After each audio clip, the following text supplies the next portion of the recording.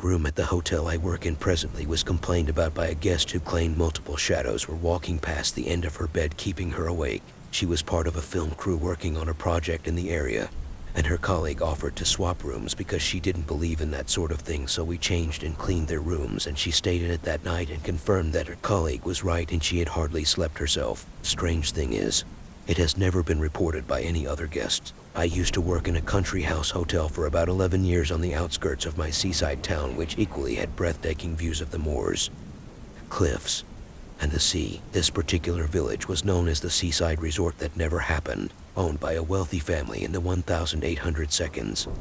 They brought a railway line here with a tiny station and built an esplanade to build hotels all along the cliffs. However, the money ran out and everything fell into decline except this particular hotel. Although people have built housing and there is plenty of farms roundabout, there were a lot of function rooms and weddings were specialties. One room known as the Great Hall was the oldest part of the building, dating from the early 1700s. The staff has felt as though being watched at night when clearing up, and a night porter was shocked to see a full face appear from out of a closed door to the disabled access lift. I was walking to a room below the staircase to the Great Hall that accessed the cellar for its bar, maintenance office, and fire exit. As I approached, I could see a figure walk past the open doorway in the direction of the cellar. When I went into the maintenance office, probably looking for batteries, I could hear the beer barrels being moved around, and so jokingly shouted out to my colleague who worked on the bar, who I assumed it was, to stop making such a row. When I received no response and walked into the cellar, there was nobody there, but a rush of cold air blew at me. My duty manager once told me about a time when all the hotel was empty before I worked there due to all electrics being replaced in the ground floor areas. We used to heavily rely on generators for loss of power due to the location, especially in bad weather. He had done a security sweep around the hotel and then sat at the reception desk with his flask of tea, book, and a tilly lamp. At around 1:30 a.m., he said he could hear a large group of people talking loudly and laughing and seemingly running down the corridor above his head. Where he was sat in the entrance hallway, there was a sweeping staircase opposite that went up to this floor, and he said he could hear the fire door swing open forcibly. Then silence. He was terrified but had to stay overnight in the hotel, so rushed to sleep in a room on the ground floor. In most places I have worked, we often come across mediums or psychics who stay in the hotels and tell you things they have experienced. In my previous post about children dying in a fire, a medium told us that she could see two small children every night sitting on the top step when she walked up the stairs to that corridor. In the hotel I am referring to in this post, a medium told me that a gentleman in a top hat and full Victorian garb regularly walked past my office door and down the stairs. We had a corridor of bedrooms over the top of the main large ballroom that was referred to as the New Wing.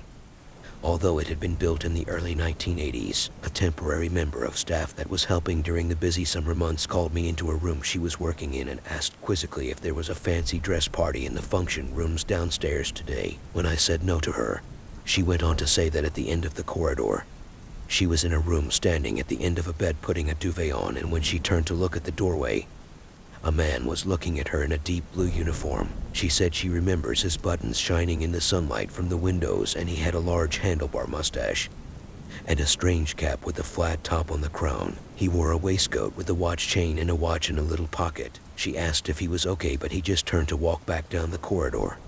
She followed immediately to see which room he went in, but there was no one on the corridor, and there was no way he could have gone into the next bedroom in that time. The hotel used to have an outside pool used by brave souls, I imagine, but it has since been removed, and self-catering chalets, lodges had been put there. These were hugely popular and always in use, but one evening, a rather frightened guest rushed out into the night and across the car park to the hotel and asked for a room, as he was terrified to stay in one particular lodge. He explained that he had got into bed, and just as he settled and began to fall asleep, he then heard the open-plan wooden stairs creak up to his bedroom with footsteps climbing, whereupon a woman in gray appeared in his room and just glared at him. Another bedroom had a practical joker ghost who turned off the TV or the kettle mischievously, and then would bounce on the end of the bed, freaking guests out. In the winter, when the hotel was quiet, we would close off these rooms on the third floor, as they were attic rooms and had sloping ceilings. They would either be decorated, refurbished, or deep cleaned. The vacuum cleaner would turn off, and often you could hear children laughing or running along the corridor. My old boss would stand at the end of the corridor at the fire door and shout or ring my mobile phone so that I wouldn't jump if she just appeared in the doorway, as she knew I would play music to counteract the noises I would hear